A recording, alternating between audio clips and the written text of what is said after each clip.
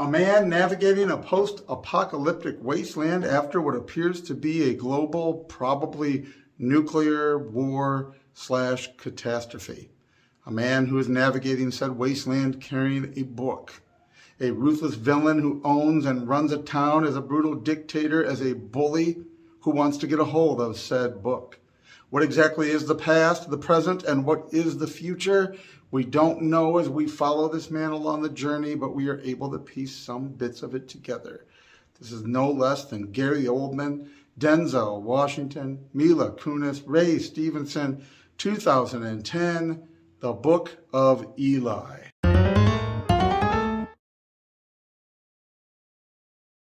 If you haven't seen the Book of Eli, you are missing out. I made it a mission of mine about a year ago to watch several of Denzel Washington's movies, which I had missed. I always liked him in films. He's always done a great job. I stumbled across this Book of Eli, one that I had missed. What a story. So he is traveling through this post-apocalyptic wasteland, and we start to get the idea eventually that he might not be fully sighted. There's a lot of talk online about this, about him being blind, and could the character be blind? I think it's obvious, given the things that happen in the film, that Eli is not blind, but he may be mostly blind or blind enough. We find out through the dialogue at some point that he appears to have been fully sighted. He did not lose his sight until the catastrophe of the war, when he meets Jennifer Beals' character, who has been blind from birth. It kind of comes up in discussion, which begs the question about whether it is nuclear explosion, the light, the radiation, whatever it is that has caused this post-apocalyptic wasteland. So Eli is carrying a book. He comes across various scavengers in this very Mad Max sort of post-apocalyptic world. He eventually makes his way to this town where Gary Oldman is the absolute dictator of the town. He has some access to some fresh, clean water, which is a rarity, and he's attempting to rebuild some sort of civilization in what is left of the world. We find out he is searching desperately for a book. He has his henchmen scouring the countryside looking for books. They bring in books. Most of them are illiterate, so they can't look for a specific book, and he keeps burning the books or disposing of the ones he doesn't want. He's looking for something specific. Eventually, our protagonist meets up with Mila Kunis' character, Solara, who lives there at the settlement. Ray Stevenson's character wants to possess her, but they try to use her as bait to get Denzel Washington to stay, and Gary Oldman desperately wants to get a hold of a book. The book, as it turns out, that he is traveling with, of course, if you haven't guessed by now, it is the Bible. The Bible in the King James Version, and this is the book that Gary Oldman is desperate to possess. Why? Because he has vague memories of it from his childhood. He remembers growing up in a world where it existed, and he remembered that people would listen to what the book had to say. That he could tell people all sorts of wisdom or smart things to do, but they would not listen. But if he could find it in the book and repeat the words from the book, he knew that it had power. He does everything to try to possess the book, and after a run-in with some cannibals when they flee, eventually our protagonist, because Denzel takes Mila Kunis with him, eventually they do follow through on what he has told her is his mission. He heard a voice originally telling him where to find the book, and the voice told him to take the book and head west.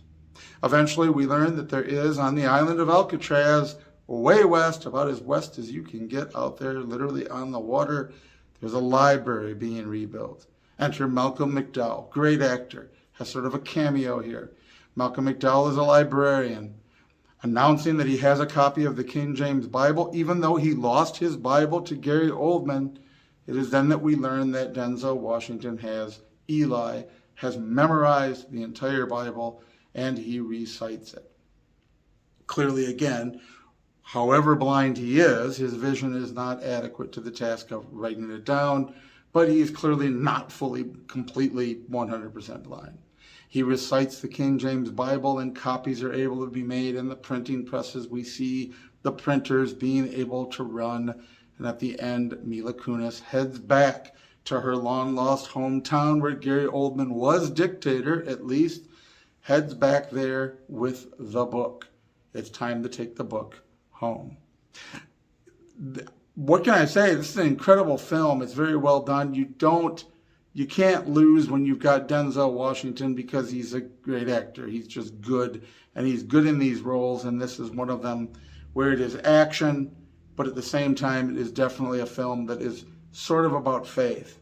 And I say that sort of because even though this is the Bible, there's not an elaborate discussion of like Christian doctrine or anything like that. We find out that the reason the Bible is rare is that it was banned after the war. Copies were destroyed because people blamed the Bible for the war, knowing nothing about what happened with the war. Nevertheless, we know that the Bible and traditional Christianity gets blamed for every sort of ism-archaeobia these days, and it wouldn't be surprising that we would be scapegoated for that.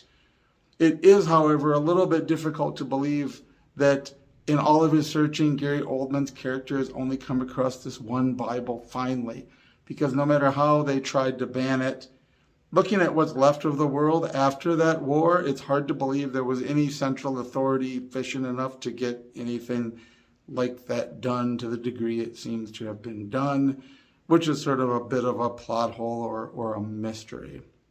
Nevertheless, the Bible having been banned because it was blamed for the war, as it gets blamed for all manner of evils throughout human history, but this one has been preserved. The voice, we assume, is an angel or the voice of God himself that has preserved this book. And so it is not a dogmatically religious film, since we don't get any discussion about Christian dogma, really, but it does end up having these faith components, which is probably why I hadn't heard of it. It was not such a huge deal. I don't know how it did at the box office, but nevertheless. It's an enjoyable film. It's very pleasant to watch. You can find it streaming. There are free versions of it on YouTube that are in segments, though some bits and pieces are missing.